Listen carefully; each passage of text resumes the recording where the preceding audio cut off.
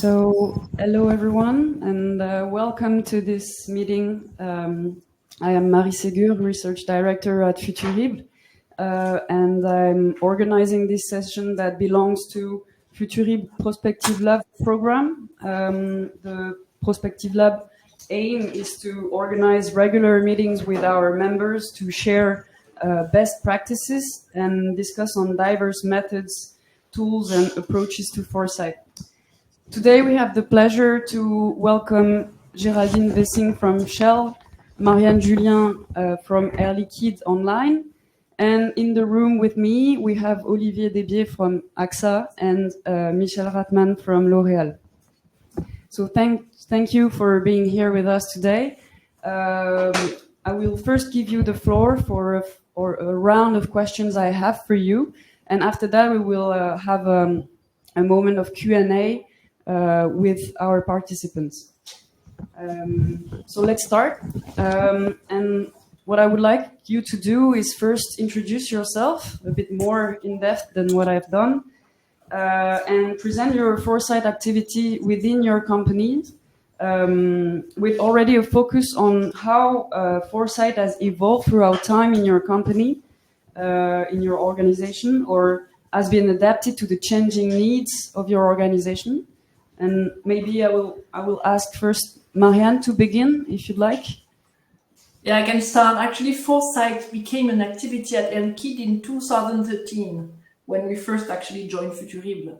It was part of an iLab, innovation lab, and the idea was really to try to find new battlefield, as we were calling them, new ways to do business, and new markets for our products. So what do we produce at Air Liquide? We produce oxygen, hydrogen, nitrogen, so we call them essential small molecules. And the idea at the time was really to try to grow faster and larger and bigger. And now today, and you can go to the slide number 3 maybe, we are a completely different organization. We are no more in the innovation department on R&D. We are now in the strategy team, so really at the corporate level, working very closely with the COMEX members. So it's a big change in 10 years. Foresight was like for inspiration, for innovation and R&D, and now it's a must for navigating a strategy. And so that's why we try to capture on that graph that you can see. The strategy team is very much on how to act in the present moment to reach ambitions, and we're there to help them navigate between present and future and ensure we head up to the right strategic goals and path. So we are a team of 3, an economist and 2 other people, including me. So it's a very small team. And we tackle topics 360 degrees. So it can go from marketing stuff to financial to geopolitics and to more social. So that makes the job quite fascinating. Thank you. Thanks a lot. Maybe we can follow up with Géraldine, who is also online, and I will also share your slide. Thanks, Marie. Yeah, so I'm Géraldine Vessing. I am the chief political analyst in the Shell scenarios team. And that basically means that I lead a lot of the production of our bespoke scenario products. And this could be anything from, an individual country scenario to a thematic scenario. It's a little bit like Marianne, right? It's 360, it's pretty much anything that the business needs, you're there to explore. And that's the same with us. And I've been doing this role for about just over 10 years, but I've been in the company for 20. And I'm one of the social scientists in the team, one of the few, I would say. If you can go to the next slide, Marie. Because I actually thought maybe worthwhile to just describe sort of my company as in Shell and the kind of work that we do. Because fundamentally, Shell is my main client, right? So I need to understand, obviously, the scope of their work to then understand kind of, well, what is it that we need to be doing? So, and as you can see, Shell is quite a large company. We are active across the globe on every continent. And essentially, we operate across the entire energy value chain, from extracting and producing energy, to transporting that energy, to converting that energy, and then finally to getting it to the end consumer. And so basically what that means is that we're a global organization, but that really, through all kinds of different means, through energy, obviously, mostly, but we touch people's lives pretty much everywhere, every day, all the time.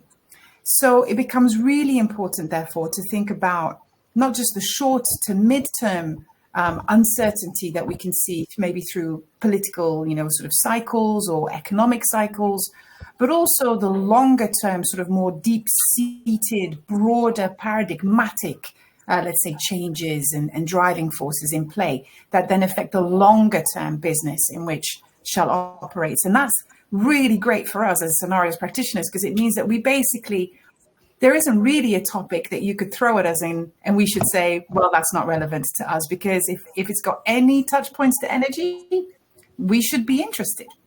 So it's a really luxury for us. If you can go to the next slide. And so you were asking about, how is the company been transitioning sort of, through the different processes or the different products, the different needs. And as Shell's been doing this for a very long time. So we can go all the way back to the late 1960s. But this chart shows you at the very least sort of, the kinds of products that we've produced at a global level since then. And you can see the kinds of themes that were coming through.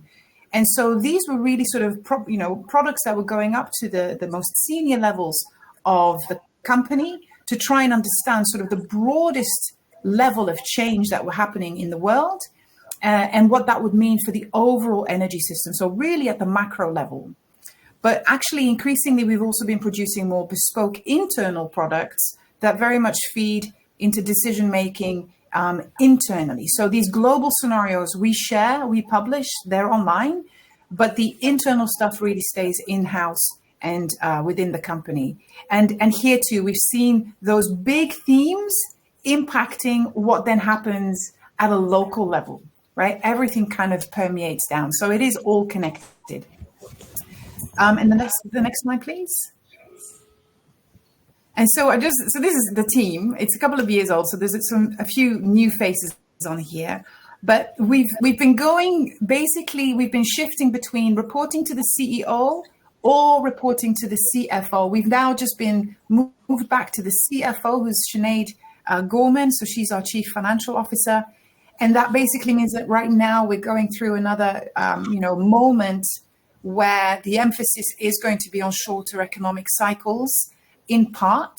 So obviously we will be meeting her needs and feeding, information that is relevant to her decision making right now.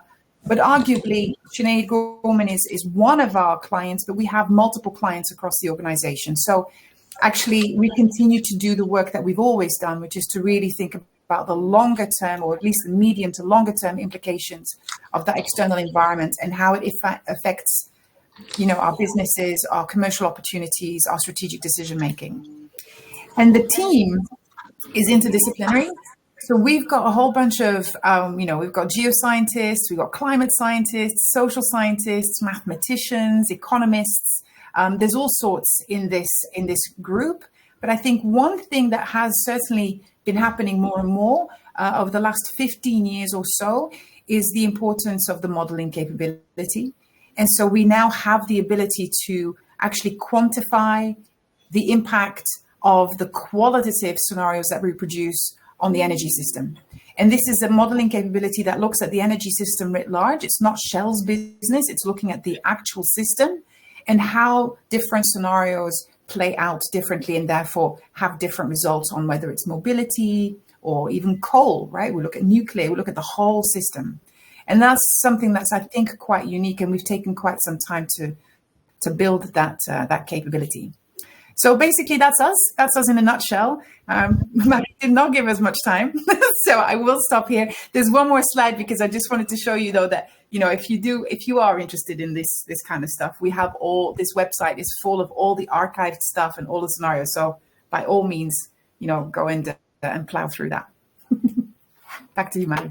Thanks a lot. It was very clear in a very short time, I think. I will now give the floor to Michelle here. So we have several Foresight teams at L'Oréal. We have groups that, like Marianne, are more at the corporate level that will do market intelligence, industrial intelligence, so try to understand how our industry is changing, how it's evolving, how the beauty consumer is changing. And that's associated at corporate levels, and they help to give perspectives to our brands, for example, as well as looking at acquisition strategies and such. So that's the corporate level perspective team. My team, we are within research and innovation. So I'm in charge of the scientific foresight and risk intelligence team. So this team is a team of 8 people, and we've existed since 2003, so a little over 20 years. And our focus is what are the emerging areas of science and tech that could be game changers for our industry. So we have our eyes on many different areas. It can be what's the next generation of chemistry. It can be how is generative AI going to change how we do research. It might be a new scientific territory like the microbiome. So we're very pluridisciplinary group. We're all hard scientists, except we have one more of an economics person, but otherwise we are from very different scientific disciplines.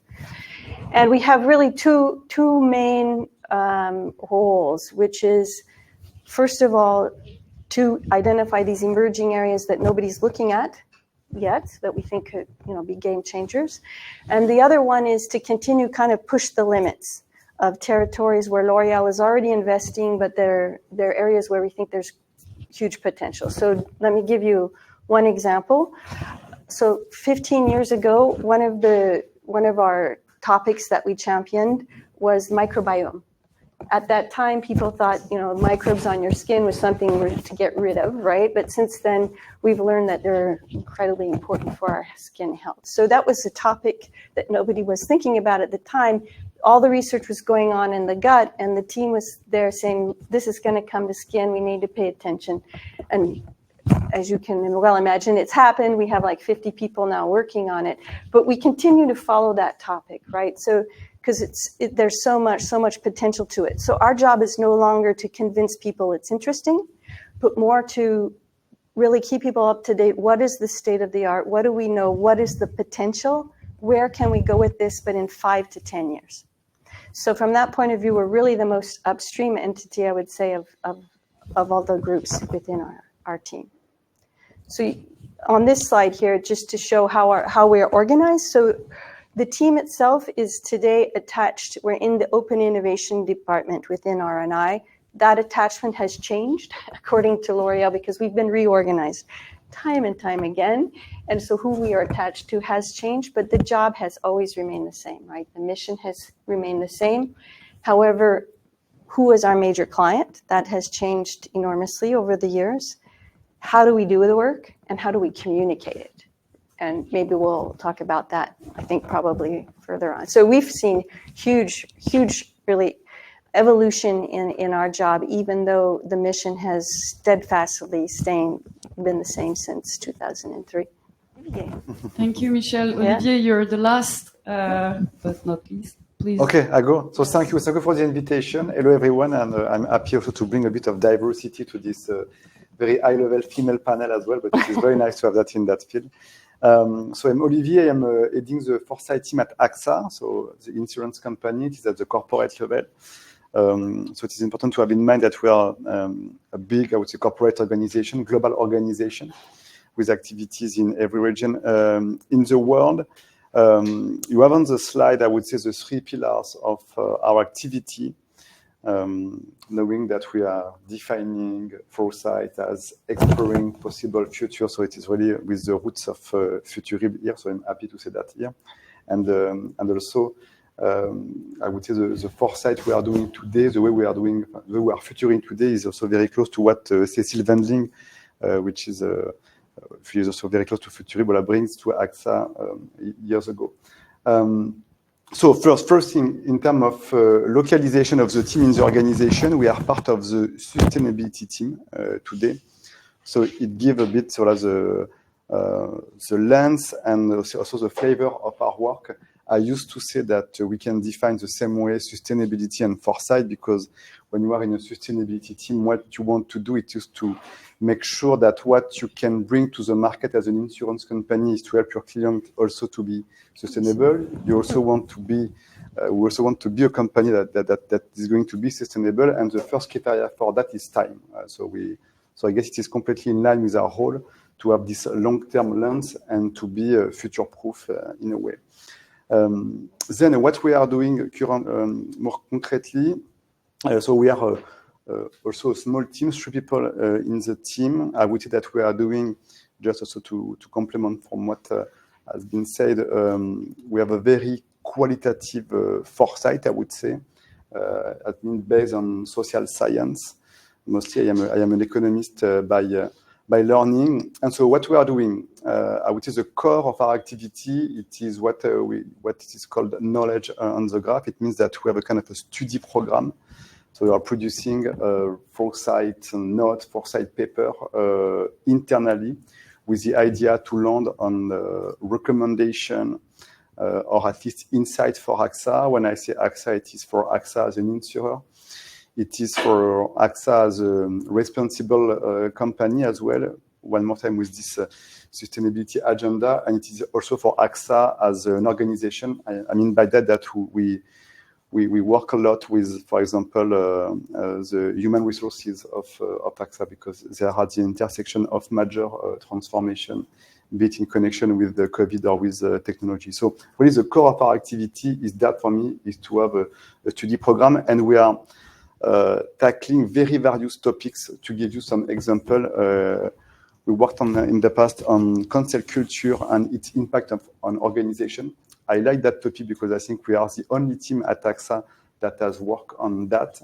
There are many teams in a big organization, but having this very social perspective is something that it is quite unique in our team. We worked on topic such like mental health and well-being, which is maybe a bit more traditional. Then we have sometimes some much more tactical topic in connection with tech, because we have some tech-savvy profile in the team. So we had the hype of the metaverse 2 years ago. Now it is much more about Gen AI. And it is always nice to have that, because it is always some, I would say, fancy topic in the organization. And so in a way, you need to have something to say and to have some vision on the future on that. So it is part of our activity. And still, I would say on this knowledge piece, we also have publication that are external. This is something I with a lot of humility that I bring to AXA when I joined AXA 6 years ago, is to have on annual basis a foresight report with the idea to give a voice at AXA on what are the future societal challenges that we are identifying and what can be the role of the insurance sector and AXA, but let's say mostly the insurance sector, to help overcome some of these challenges. And it is very important because for us it is a flagship publication. And I will say also it serves a more, I would say, a more general agenda of the organization to do what we call thought leadership. It is also important for the corporate world to have a voice to say externally and to bring some things that are valuable for, I would say, also for the brand of the organization. And so we are also using the future that way, which is nice because I guess I had, maybe it is in a small character, but this is my personal recipe of foresight at AXA. So it is a mix of data, science or research, and creativity. And I guess this is really something that we can bring, also trying to talk about what the future could be to imagine a desirable future, which is also at the roots of foresight. And we are doing that through also this external publication. So we have that, and finally, I would say the last piece, last pillar of our activity is to be in touch with the good foresight and network ecosystem, whether with expert or with organization. And to me, it is a two-way street. It is first, we are spending a lot of time in the team to read other foresight reports, so to be sure that we have the good report and good sources in mind, and also to push maybe some of our ideas, some of our vision to those good and great research center. So that's it, I would say, basically for the activities of Foresight at AXA. Maybe what I would add it is that in a big organization like AXA, it is very important to be able to explain what is the value you want to add to the organization, because we absolutely do not have the monopoly over the future. Many teams first, our business is completely connected to the future because we are entering today clients, be it corporate or individual, for possible damages that can happen in the future. So this is the basis of our business. And there are many other teams also working on the future, but having this societal perspective and so this long-term perspective makes something quite unique in the organization. Thank you, Olivier. All of you already touched upon several subjects I wanted to dig in during the conversation, and we can see that you're all sharing in some ways problematics or issues you have to manage to produce your work, being heard in the company and really be useful to the company. So I would like to develop that a little bit now with you and go deeper in each of these points. And actually, Olivier, I wanted to go back to you because you mentioned Cécile Van Bing, who was working at AXA a few years ago, and I've been working with her at that time. And we were only 2 people for the multinational you've described in the Foresight team, supposed to produce Foresight for such a large company. So I can see that it has evolved now, that you're not just 2 people. In which ways do you think that so little people for such a big company is revealing of some of the problematics we can have as a Foresighter in a multinational? You've already a little bit talked about it, proving that you have to add value, but also how maybe you succeed to connect with other teams who are talking about the future sometimes without knowing it. And how do you network yourself internally to be stronger? Yes, so we are still a small team, Marie. So even if it is maybe plus 50% from the time you were working at AXA, but we are still a small team of 3 people. This is why also I mentioned at the end of my introduction that we don't have the monopoly over the future. To me, it is the most important piece, because even if we are only 3 in the Foresight team, we have other teams in other departments with this forward-looking lens. So sometimes it is where, for example, a team working specifically on emerging risk. So which is also the core of the activity of an insurance. Obviously, we have another team working, let's say, on a threat anticipation. It means that they have maybe a shorter term focus, but trying to understand and to identify potential risk for the organization, our employees, our IT, from now to the next 18 months, for example. We also have, something internally called the AXA Research Fund. So it is a bit different, but it is the philanthropy initiative of AXA supporting research. It means that we are funding postdoc or funding chair, and to me, we also have this forward-looking view in their work. So a bit is the first thing is that one more time we don't have the monopoly over on the future. We are a small team. I would like having much more resources, whether in terms of people and budget, but this is the way we are organized today. Then the good thing with that, it is that when you are a small team, you need to find allies and you need not to work alone, which is also, I guess, a good thing. Maybe for people who are Foresight practitioners, I guess it is also the basis of Foresight to bring and to mix different people with different background in order to try to have the most accurate view, accurate vision of the future as possible. So the fact that we are a small team push also us to work with other teams in the organization, and I would say to work with other communities. And so we have different communities. We have it can seem to be very old school or something like a boomer, but we have a newsletter that we send on monthly basis to more than 3,000 people in the organization. So I would say to me it is the broader network that we can have, even if it's not really active. And then when we launch a new topic, a new study, a new project, we are not doing that alone, whether because we have a client internally or because one time we work with allies, and so we used to work with other team, with other people. When we worked, for example, on mental health and well-being, we worked a lot with people in the UK and people in Asia because it was a burning issue in those regions at this time. So this is also another way to work to have a kind of internal also Foresight ecosystem, internal Foresight community that can contribute to your work, that can also help you to push your vision. So finally, sometimes it is a good thing to have a small team. And another thing that we are doing also, it is also to try to build, I would say, Foresight capacities internally. So we have a formal partnership with the Copenhagen Institute for Future Studies that can also help us on that. And we have spent some effort also on organizing workshop for other team and to do a bit of learning on what is Foresight, what are the tools that we can use to think about the future. I guess it is also a role. I would say it is also, I would say, even an horizon that I try to reach with the team, but to make sure that anticipation becomes an organizational skills, and for that, we need to do some training on how we are foresighting. Thanks a lot, Olivier. That was really clear.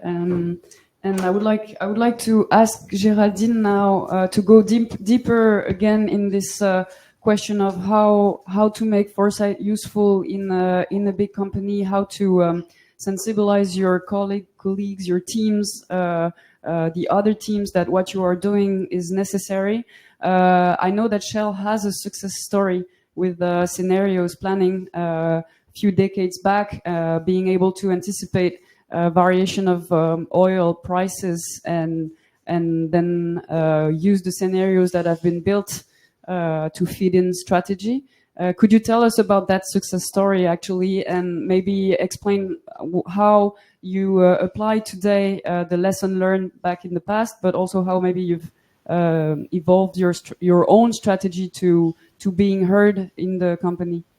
People have written about the oil crisis and how Shell produced scenarios. I think there are more experts outside of Shell than there are inside of Shell about how and what happened. But yes, in the late, you've got to imagine that in London, 1960s, late 1960s, the dawn of the computer, right? I mean, it's almost like now when we have the dawn of AGI, right? And so, and companies are trying to sort of grapple with how can we use AI even, right? As sort of to the best of our capabilities. Well, in the 1960s, it was computers. It was basically having computing power. And Shell was no different. And so we had a wonderful human being called Ted Newland who wanted to use this computing power to model. And he wanted to model oil prices. And one of the discontinuities that he was really obsessed about looking for was the relationship between the post-World War II growing economic powers of the West and the Arab-producing oil states in the Middle East. And he felt that, this was a one-way street.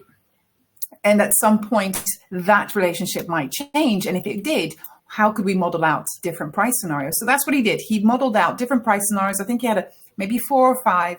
And he went up to the executive committee of the time, so the big bosses of the company, and he told them, listen, if this were to change, then this would be the impact on the oil prices. This is pretty significant. You should listen.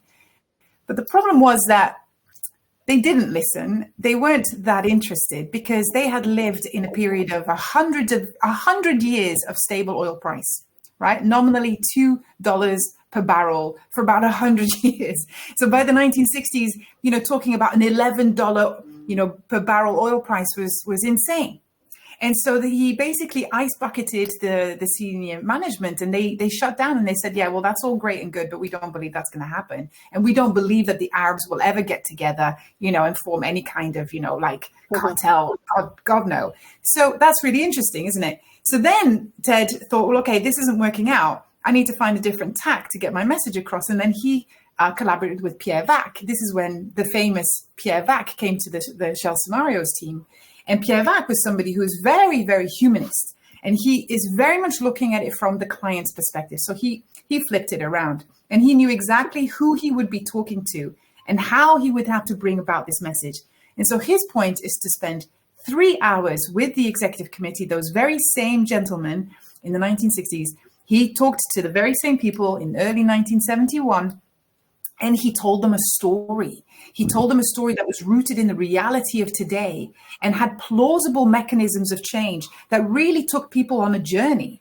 So people actually really believed that this was possible, and then came to the conclusion around, well, what would the implications be on the markets, and the oil markets in particular.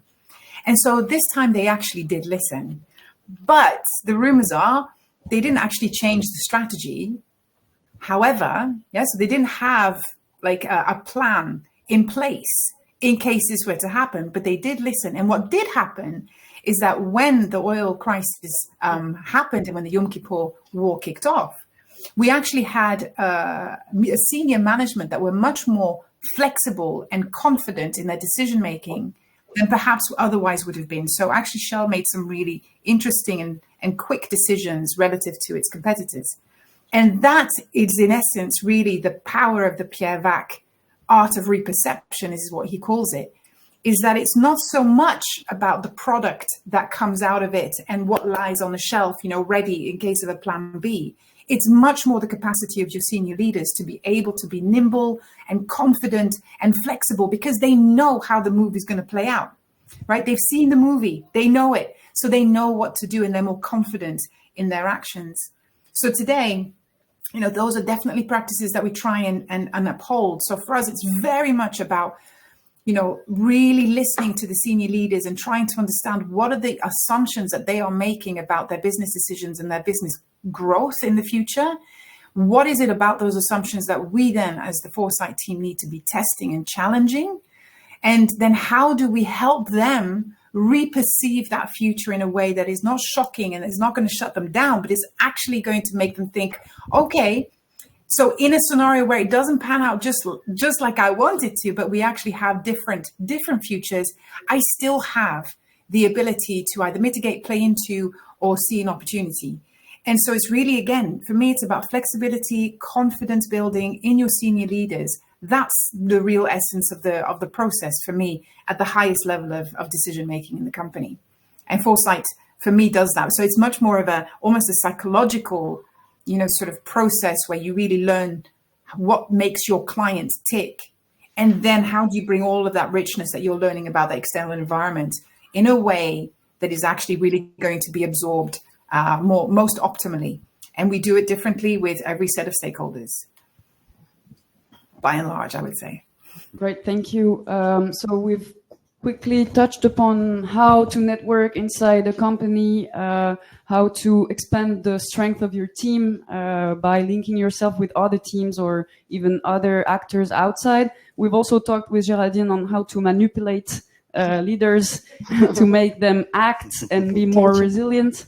I would like now to turn to Marianne and Michel because your team are both very linked to innovation.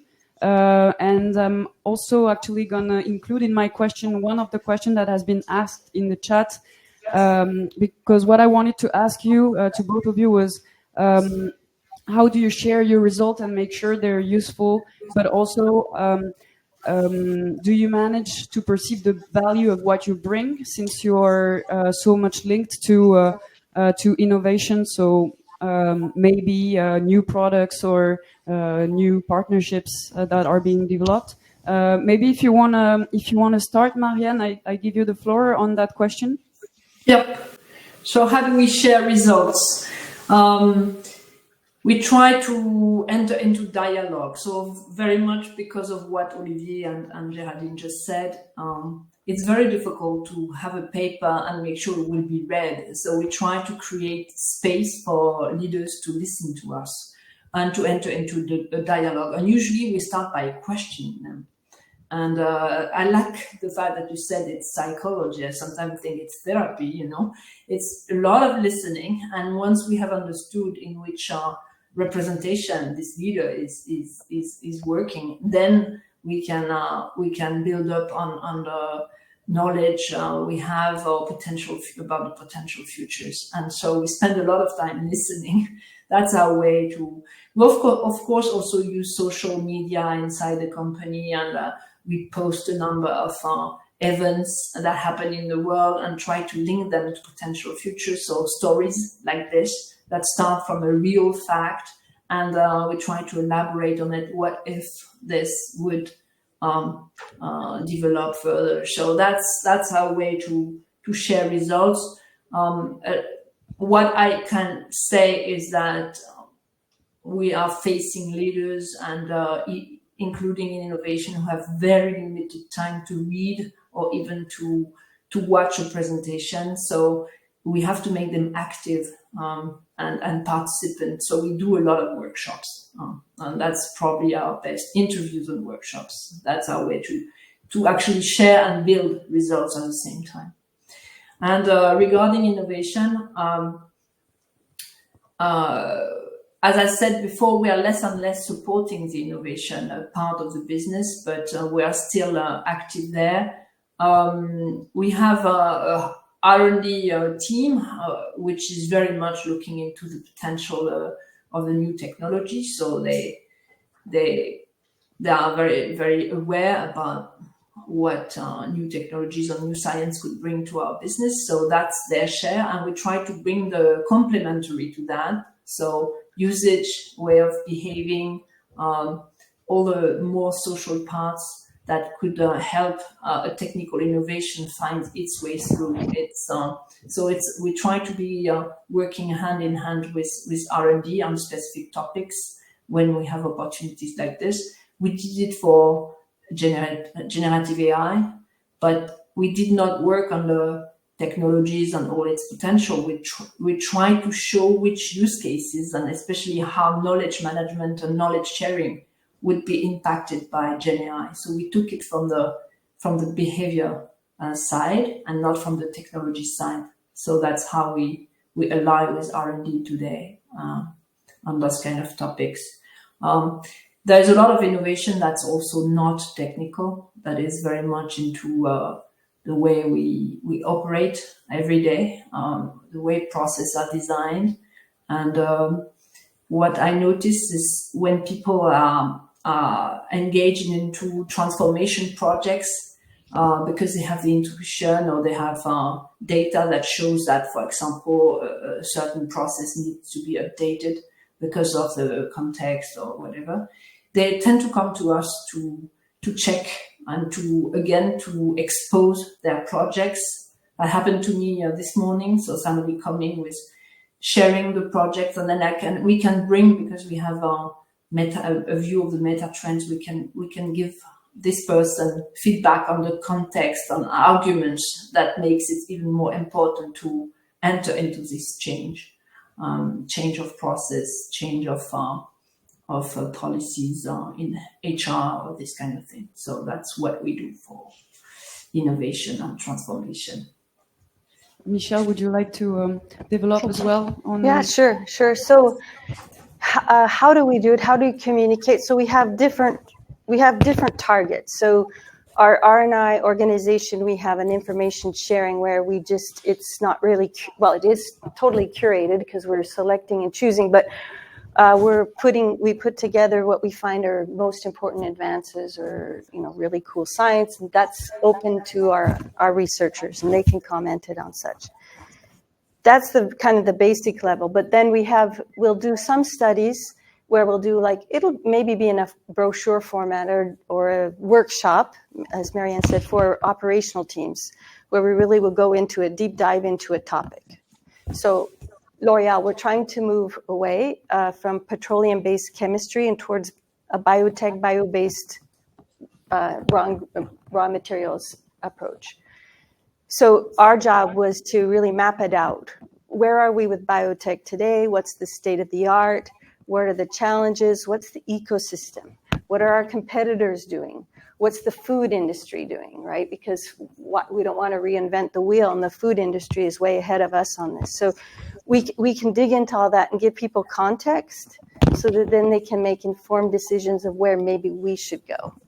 So that'll be really for the operational teams. And we pick and choose. We can't do a ton of studies like that. It has to be a few topics per year.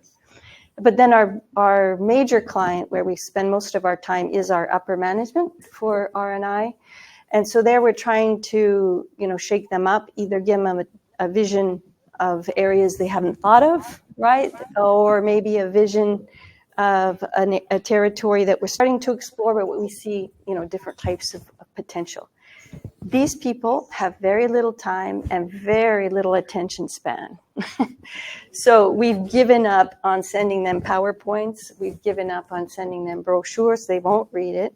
So we do one-page or weak signals documents that are really, you just got your touch points, your big messages. We gave a presentation, a trends presentation to them recently, where we asked to give what are our 10 big subjects. We started out with 30-page presentation, and our boss said, they will never listen to you. So he gave us one slide per topic, which for us was, we were sacrificing so much information and such. We did it, and we did it through storytelling. Actually, we told the story of how the science has emerged, where we are, maybe what a competitor's done, and they loved it. They loved it. They listened to the end. They voted on their topic. So for us, we thought we were just giving away our souls, and it was the perfect format for them. So we've really had to move towards new types of formats. We use communication agencies now. We've worked with graphic designers to help us do, these beautiful scenarios of where the world of beauty tech could go. We've worked with science fiction writers, right? This stuff works because it's storytelling, and you're putting it on the table for them. This is what this could look like, and so that really works for them. So as I said, this has been really an evolution for us, and we continue to learn. But each target has had to have really different type of deliverable. So success, yeah. So we followed, our team's been around now for 20 years. So we've been able to trace when the Foresight team identified something and when something happened. And some topics can take 7 years, 7 or 8 years before there's a collaboration, before somebody's actually doing something. Some of them aren't taken up, but we still believe them. We keep coming back. We come back with another study, maybe an invited speaker. We bring it back with a different angle. And I would say our success rate's maybe 80%, right? But it's because we keep coming back with different angles and maybe a different target. Maybe there's a new upper management person that suddenly we found the right person who's actually going to pay attention and do something. So I'd say it takes a lot of resilience, but we do get there. And then, of course, to continue to support these things, because you can generate a lot of energy. And we're now in the open innovation department, so we've got partners who then are scouting who can we do this with, and that's really been a boon too. Because once we convince people, yeah, let's do this, then we have our partners who can scout it out. These are the startups, or maybe these are the big players, and then it kind of takes it a natural path to becoming some sort of reality. Thank you, Michelle. When I'm listening to the four of you, it's something I already know because I'm also a Foresighter, but maybe even more in a big company, I feel like you have to be at the same time an anthropologist, understand the meta-social trends of today and how they could evolve tomorrow, but also a very good storyteller and as well as a psychologist. That touch upon another question that was in the conversation from Adrian Taylor that some of you already know. He's asking, given you have experienced different types of demand, because many of you or many of your team have been through a lot of reorganization, of changes of management, of customers. So given that you have had these different type of demands, what type of customer, according to you, is the best and why, or the better, depending on their needs, their willingness to think about longer or shorter term future, maybe perhaps their character, since you are a psychologist. So yeah, I'm opening the question. I don't know who wants to react first. Olivier, yes? Yes, I can try. It is a good question. I can just build on recent examples I have, and I already spoiled it because I mentioned it during my introduction, but on our side, and especially this year, and we are still working a lot with the HR department of the organization at the group level and with the people also in what we call entities. And I guess human resources is very interesting because it touches actually on different points that are important for the organization. For example, it is about learning and development. So we try also to push to them how Foresight tools or how Foresight as a tool can be helpful for the organization to ensure that we are comfortable dealing with uncertainty and complexity, which is also things that are very important for Foresight. They are also bring that back in terms of learning and development. They are also very interested in trying to understand what the future could be, because I already mentioned, but we are post-COVID, so with hybrid work, we have now the kind of Gen AI revolution with a lot of questions on what are the tasks that can be automated or not, and possible social consequences. So they are really at the nexus of all this transformation. And they also, they also want to build the future of the company. And finally, they also want, from an HR perspective, you are also people working on talent acquisition externally, also for the future of the organization, or to retain the talent internally. So to me, I guess it is one of the best clients I have internally. They come to us on a regular basis, and what it is nice, it is that we can immediately understand why it is useful for the organization. And I didn't mention another part of HR that can be, for example, inclusion and diversity. Organizations are trying to do a lot of things around that. If you have in mind the opening of the Olympics, we know that you can have a lot of debate depending on what we are putting at the center of the stage, and it is the same for the organization. So to me today, because of this recent example, HR is the best client so far. Yes, thank you. So it's a good client because they have needs. They are already facing problematics, and so they need you to show them or help them understand what are the changes that they are already perceiving. And indeed, there's this link with immediate actions on the company, on its strategy, on very core basics for the company. Someone else would like to react to that question online, Geraldine or Marianne or Michelle?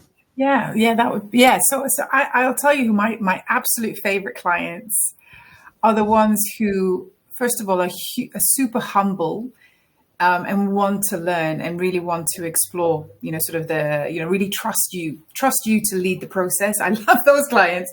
But then the real ones, like the best ones, are the ones who then take that process and then keep it alive. And so we've had quite, over many years, you've had little, sort of the teams that, particularly like country teams, right? So this will be Shell in a particular country.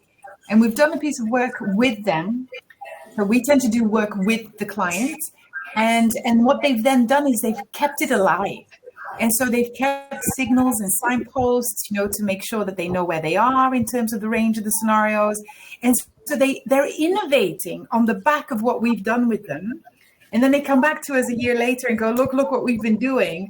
Are we still doing it right? And honestly, and it's a fantastic ecosystem because now we're learning from how they're actually applying the learnings of what we've given them on the ground, like literally where the business is happening, where the action is.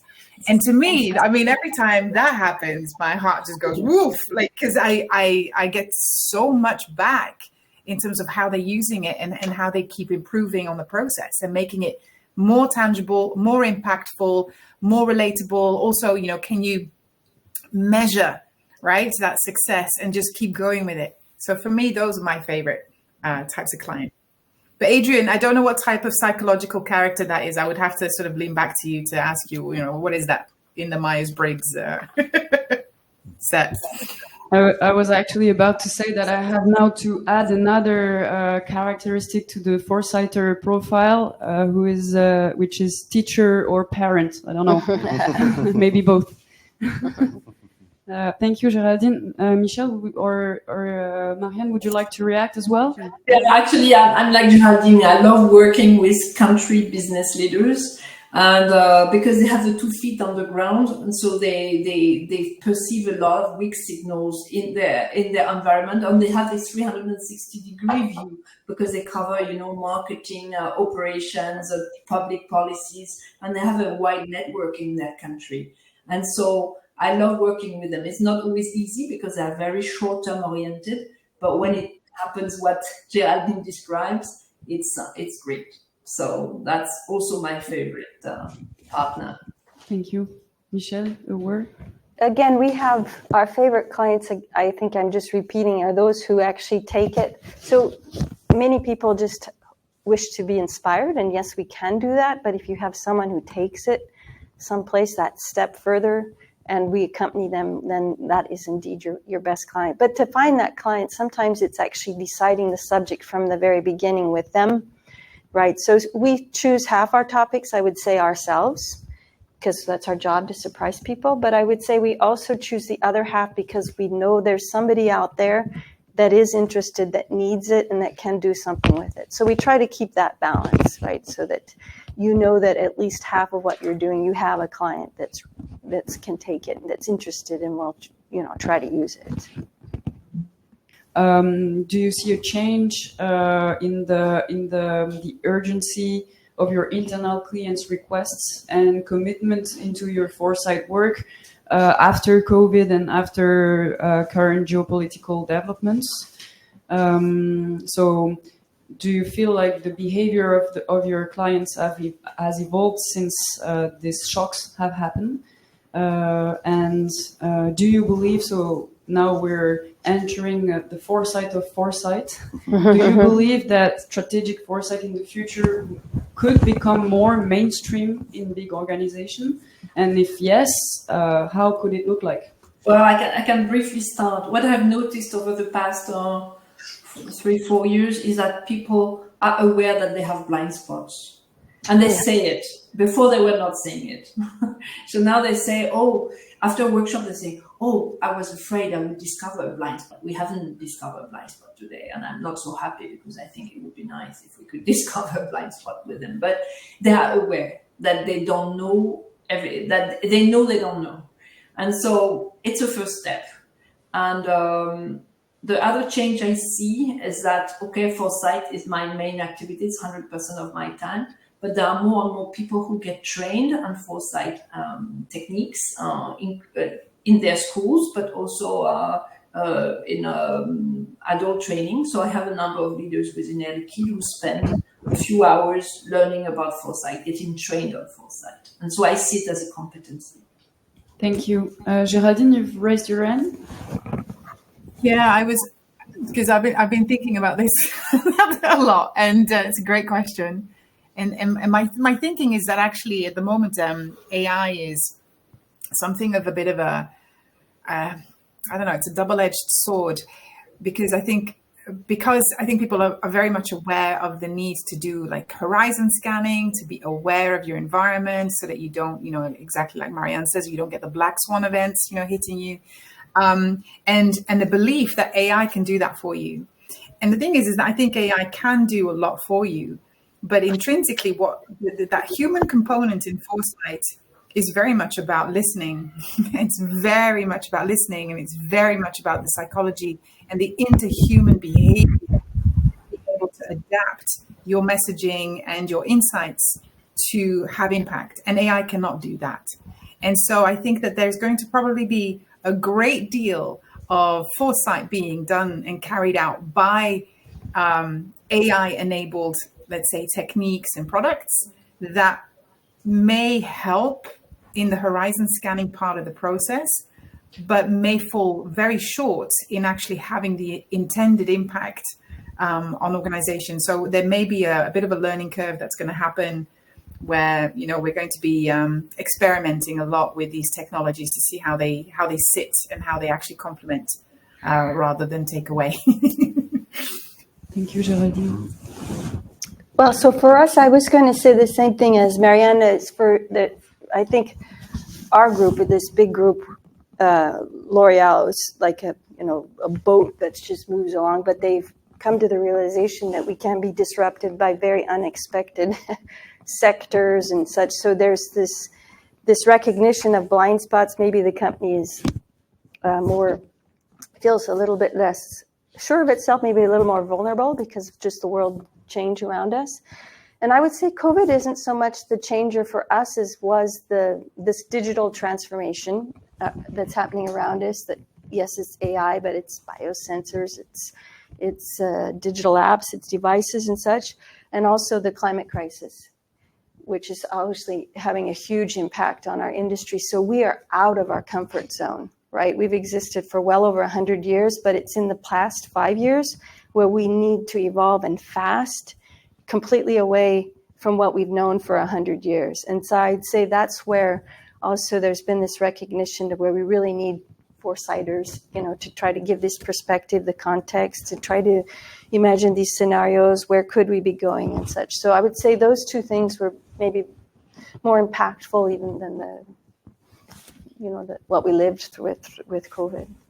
Yeah, I will give you the floor as well, but there is actually a question that is linked to what you just said, and I think you could also answer, Olivier, to that question, and you can answer to the previous question as well, because they go well together.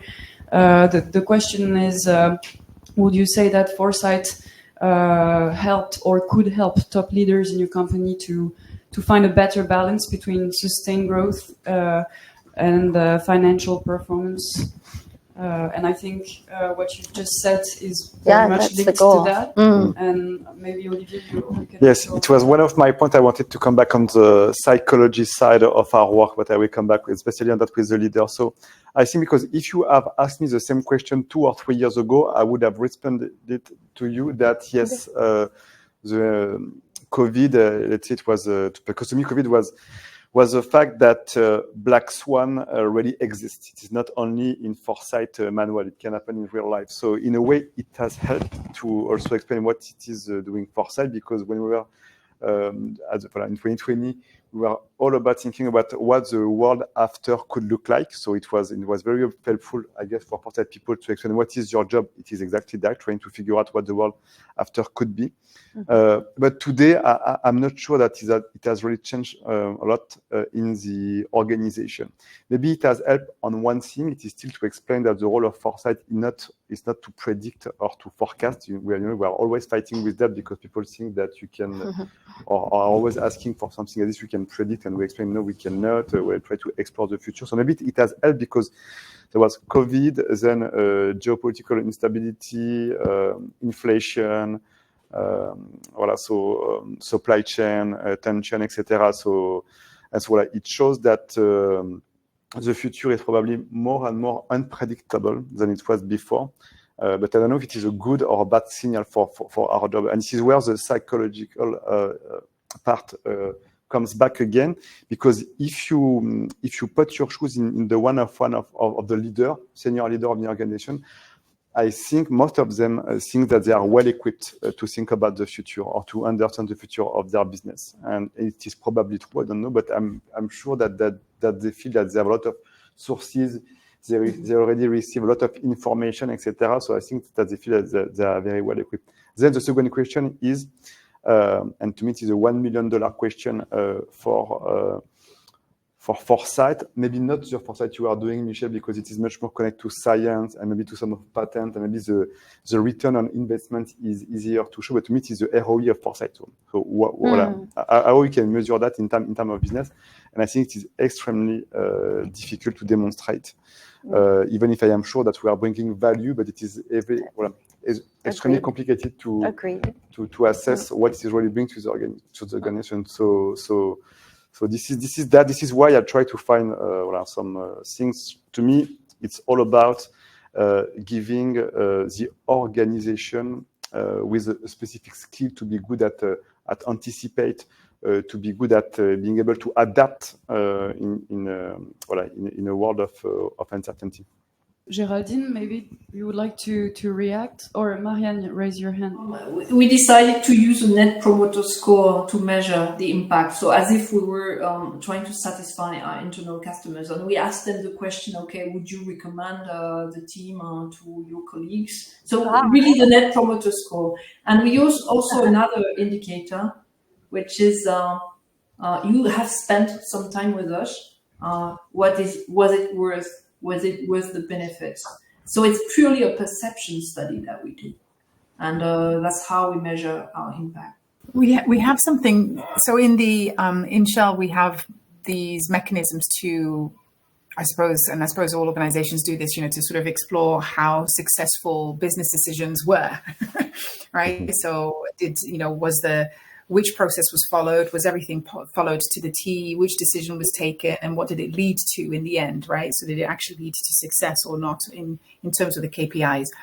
And what is interesting is that in a recent study that was done across the organization, it actually found that those objectives that used scenarios, or those products or those processes that used scenarios in decision making, actually had a higher success rate than those who didn't. And and this is a completely objective sort of report out that came, so we jumped on it and we were like, this is great. But it does, and I think it is really interesting that was just this is just a process that the company does anyway.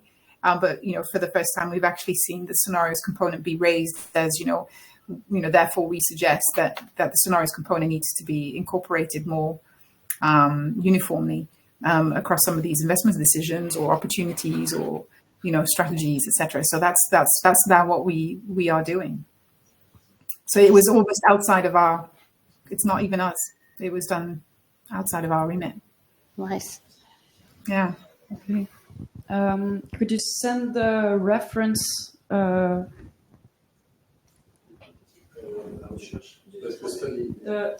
study you've mentioned. Do you have the reference? No, it was no, internal. It was internal. Yeah, it was internal. Yeah. An internal. It's like an internal audit. Looking at sort of the major opportunities. So, and again, like I said, I think every large organization does this. It does regular reviews, and if you do have an independent sort of auditor who does this for you, and it'd be interesting to see if anything can come up from that. We were not involved in pushing it. It just came out. Mm-hmm. Okay. Yeah. Michelle, would you like to add something on that question as well? Yeah, on the return on investment. Well, again, I totally agree. It's so hard because often, by the time some sort of transformation happens, people forget we even talked about it 10 years ago. So we keep a track. We keep a track. And when I give a presentation of our activity, I bring up the slide. These are the tech we followed since 2015. This is how long it took to transform. And that works, right? Because people see that, they'll say, oh yeah, that's totally familiar. We're doing that now. We're working on that. So, but you have to remind them because people have very short memories, and which is fine, right? But we do have to make sure we keep ourselves visible. So we do that. We promote our own track record, I would say. We have done some surveys, tried to do some surveys of impact and such. And that was helpful, but it's still qualitative. So quantitative, we don't have a solution either, really. Geraldine wants to add something. I want to ask something to Michelle, because you say something what makes me wonder how long you've been in that position, and actually whether in the Foresight practice, the idea of longevity and having certain people be in position for longer than maybe the average turnover in the rest of the organization is warranted, precisely because you want to build the skills, but also retain that long view that is otherwise lost as soon as you get the yeah, turnover. really. So myself, I've been with the team only for the last 5 years because I came from the labs myself. But our 3 senior Foresighters, who are just the best I've ever seen do that, they've been there for over 15 years. And they know the company inside and out. They know what's been, they can take stuff out of drawers, studies from the past, so it requires a longevity, definitely. And human resources sometimes give them a hard time because they seem to think that you need to be mobile, right, to evolve in the company. And so that's a constant fight for me, to make sure these people are still valued and that they're right, that they are seen for the amazing work they do, even if they stay put. Because often in companies, if you're not moving, it's right. I'm seeing nodding heads. And for this job, your question is excellent. Sometimes you need those people who have been there for 15 years, right? So I'm really lucky because those people are just brilliant, those three, right? So, and if they were to move on, I would be devastated.